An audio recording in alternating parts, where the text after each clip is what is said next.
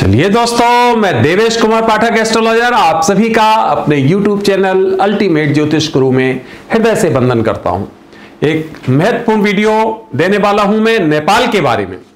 आप लोगों के लगातार रिक्वेस्ट आ रहे थे, पिछले दिनों नेपाल के साथ बहुत जबरदस्त संबंध इंडिया के हो गए थे। आपको पता, कई बार ऐसा लगा कि युद्ध की परिस्थितियां बन जाएंगी और लगातार अभी तक भी बहुत अच्छी परिस्थितियां नहीं हैं। तो मैं आज आपको वो बता रहा हूं जो मैंने 90s में लिखा था, 30 साल पहले क्या था और वो किस तरह से सार्थक हुआ। ये देखिए, पहले मैं आपको पहले ये बता देता हूं, उसके बाद आगे बढ़ता हूं। ये दोनों पॉइंट्स मैं आपको दे चुका हूं, जिसमें हमने लिखा है कि उत्तर में स्थित दो छोटे छोटे देशों में भूकंप से भी जबरदस्त तबाही होगी, जो हो चुकी है ऑलरेडी, और भी अवेटेड है एक और भूकंप बड़ा आने वाला है। आगे देखते हैं। पॉइंट नंबर 60 ले रहा हूं आज मैं आपको। क्या कहता है, देखो, भारत के उत्तर में स्थित एक छोटे से हिंदू देश में प्रजातंत्र समाप्त हो जाएगा और राजतंत्र या आतंकवादियों का नियंत्रण हो जाएगा, जिससे भारत और इस देश के, ध्यान से सुनिए, संबंधों में जबरदस्त तनाव होगा। लेकिन यह व्यवस्था इस देश में बहुत अधिक वर्षों तक नहीं चलेगी। क्लियर कट प्रेडिक्शन देख लीजिए आप, इसको कहते हैं एकदम क्लियर। पॉइंट नंबर 60 इंग्लिश में भी इसका ट्रांसलेशन जैसा कि आपको मालूम होता है, there will be an alarming increase in, point number 60 बोलता है, democratic form of the government will cease in a democratic country situated in north of India that is govern by Hindus. Monarchy or terrorist control will take place. This change will bring in tension between India and this country. But this new arrangement will not prevail for long time. Clear cut लिखा है, ऐसी परिस्थितियां होंगी और India के साथ तनाव होंगे। तो इतना क्लियर कट पॉइंट नंबर 60 इसमें दिया हुआ है नेपाल के बारे में। तो फ्रेंड्स, मैंने इसीलिए नेपाल के बारे में आपको कुछ नहीं दिया था, क्योंकि मुझे पता था कि अभी इसमें टेंशन और एस्केलेट होने हैं। अब वो परिस्थिति आ गई, आज 9 दिसंबर 2020 है। अब वो परिस्थिति आ गई है कि नेपाल में एक बार फिर परिस्थितियां बहुत जल्दी से चेंज होने वाली हैं।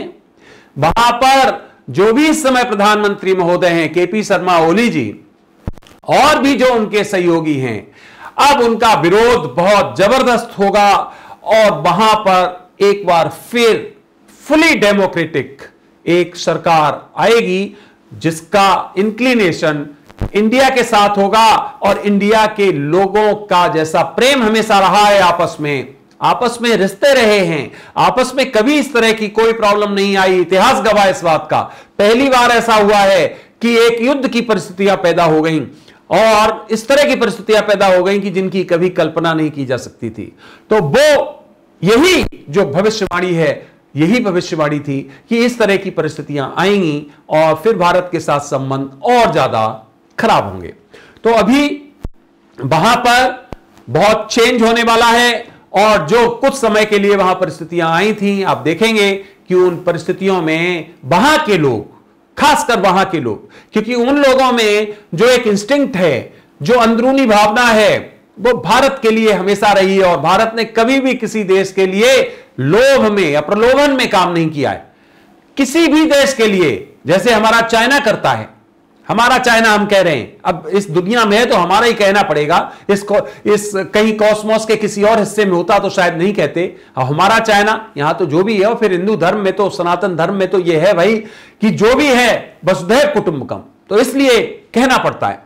चाइना जैसे देश जो कभी किसी को एक पेनी नहीं देते हैं, जो भी देते हैं उसका हिसाब रखते हैं और वक्त पे आके उसको निगल जाते हैं, तो वो हिंदुस्तान का कभी नहीं रहा है। जब भी वक्त पड़ा है, चाहे वहां पे अभी अर्थक्वेक आया था तो भी हमने पूरी सहायता की थी। चाहे कुछ भी होता है, हम हमेशा साथ खड़े रहते हैं। जितने भी छोटे छोटे देश हैं, आप समझ सकते हो, इंडिया ने उनको सबको वक्त पे सहायता पहुंचाई है, जिस तरह की सहायता की आवश्यकता थी। तो फ्रेंड्स, मैं आपको यह बताना चाहता हूं कि नेपाल में जो गतिरोध था, वो आज 9 दिसंबर 2020 अब वहां पर परिवर्तन की घंटी बज चुकी है। और आप देखेंगे कि अब यहां से बहुत तेजी से परिस्थितियां बदलेंगी और एक बार फिर भारत के लिए वही सॉफ्ट कॉर्नर और वही जो रिलेशनशिप है वो अच्छी रिलेशनशिप दोबारा से स्टेब्लिश की जाएगी, स्टेब्लिश होगी, क्योंकि हम दोनों देश अपनी सभ्यता, अपनी संस्कृति से बंधे हुए हैं, अलग नहीं हो सकते हैं।